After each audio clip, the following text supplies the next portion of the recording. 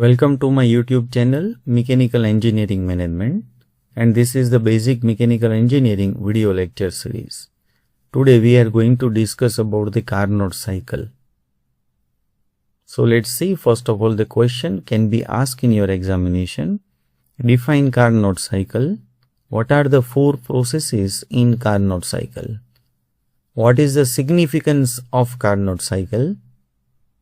Derive the expression for the efficiency of Carnot cycle. Now let's start from the first one. What is a Carnot cycle?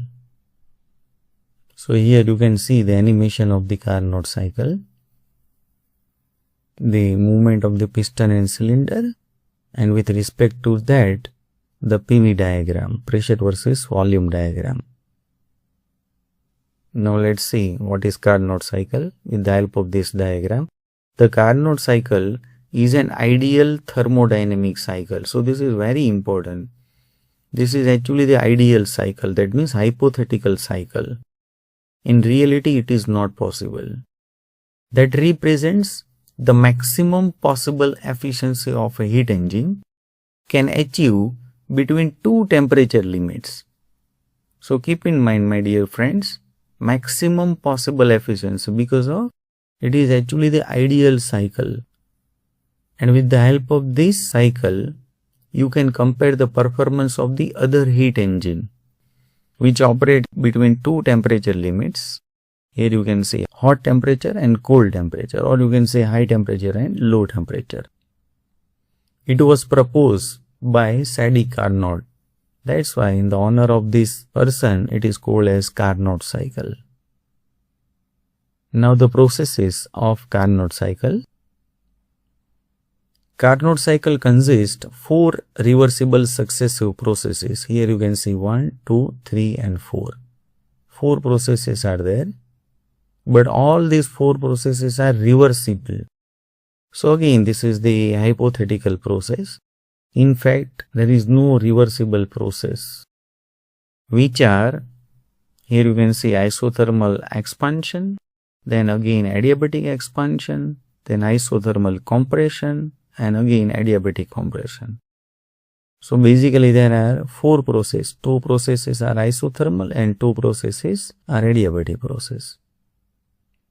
Now I am going to draw the pressure versus volume diagram for the Carnot cycle and temperature versus entropy diagram for the Carnot cycle.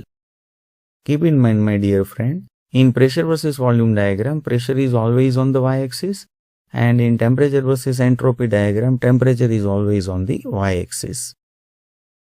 So let's start from the first process, 1, 2. Now let's see first of all the physical representation of the Carnot cycle, so that you can understand variation in pressure and volume as well as the temperature and entropy. So this is actually the cylinder in which piston is reciprocating. This is the insulator. There are two reservoirs. One is at high temperature, that is called as the heat source, and second one is at the low temperature, that is called as the heat sink. So here, my dear friend, keep in mind T1 is always greater than T2. Now here, if I remove the insulator, so the heat can be entered into the system from the heat source, and that's why it can be expand. That is called as the isothermal expansion. So very simple. In isothermal expansion, the heat source is in contact with the cylinder. Because of you have removed the insulator, the air expands at constant temperature from volume V1 to V2. During this process, heat Q1 is supplied from the heat source. So you can say the volume is expanded over here. So this is the 1-2 process, which represent as isothermal expansion. And in TS diagram, it is the horizontal line. Because of it is the isothermal expansion, that means temperature is constant. That's why I have written over here temperature is constant, and that is the T1, high temperature, where heat is supplied. So you can say it is Q1. Now process 2, 3, that means the next process. that is actually adiabatic expansion. So when you put the insulator over here, so the heat source is now removed and the insulator is covered at the cylinder end, so that air expands with reversible adiabatic process from V2 to V3 like this. But keep in mind, my dear friend, no heat is transferred because of the insulator is covered over here. So this 2-3 process is represented on the PV diagram like this. This is actually curve and this is the adiabatic process. So name itself indicates during the adiabatic process there will be no any heat transfer from the system to surrounding or vice versa, surrounding to system. And you know that reversible adiabatic process is represented always vertical line on the temperature versus entropy diagram. Because of in the reversible adiabatic process, the entropy is always remains constant. Now the next process, isothermal compression.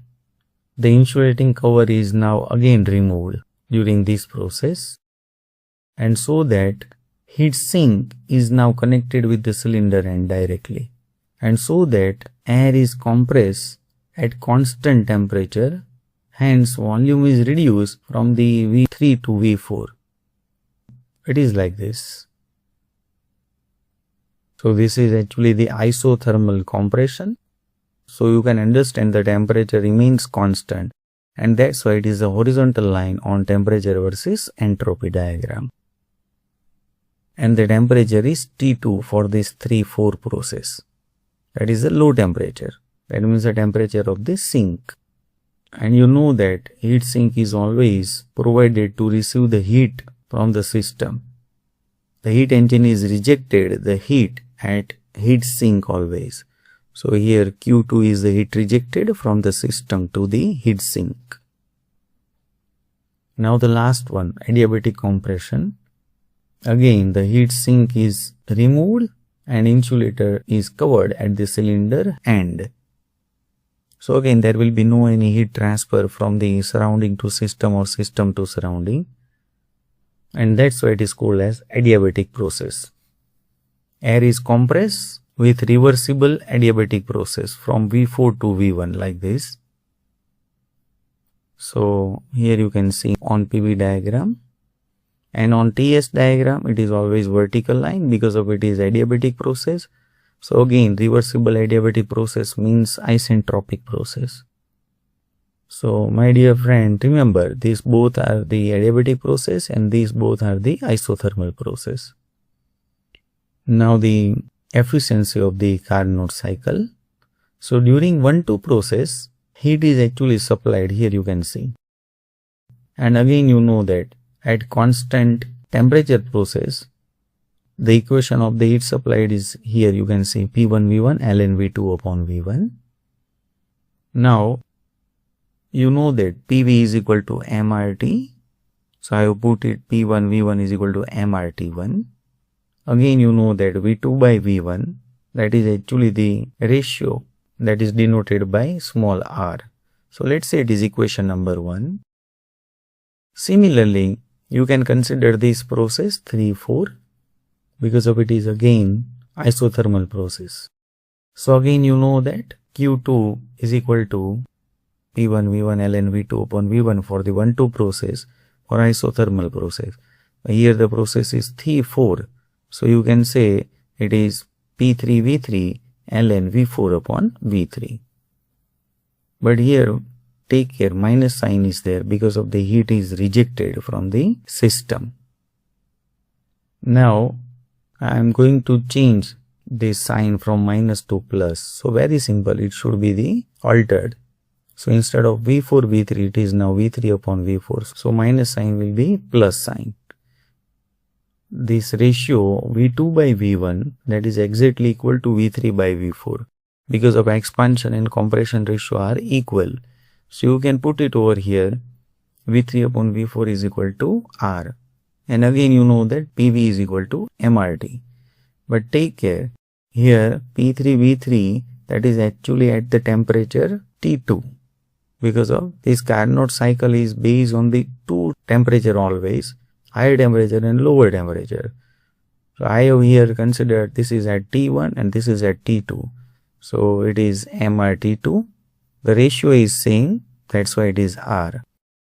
Let's say it is equation number 2.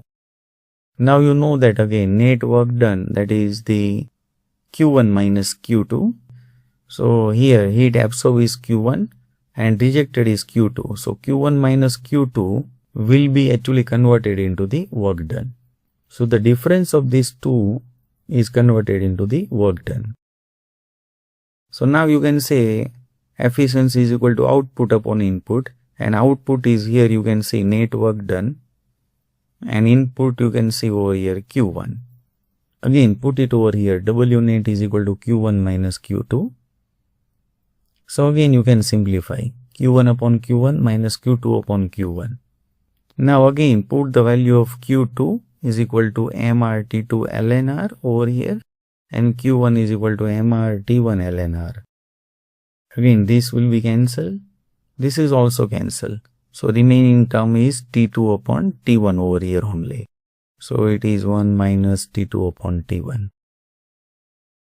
Let's say it is equation number 3. And this is actually the efficiency of Carnot cycle.